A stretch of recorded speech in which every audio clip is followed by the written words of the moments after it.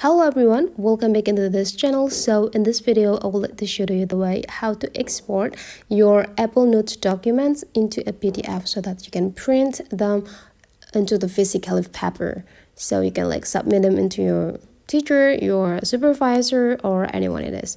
So here, if you want to do that, just go open your Apple Notes right away. So you just need to find the notes on the app library, and then just need to go click it. The next thing you need to do is just find the articles. Here you already have this article in the Thai language.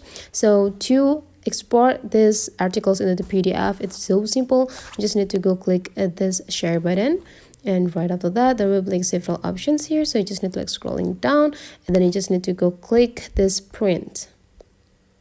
Whenever you got them, now you just need to go click this share button right here, and then you just need to go click save to files, and right after that you just need to find the selected folder, and whenever you're done you just need to go click save. Next thing you need to do is just go open the folder that you have been saved, choose for saving those documents or articles here. So I will let you find mine. Pardon me, here is the article that we just saved.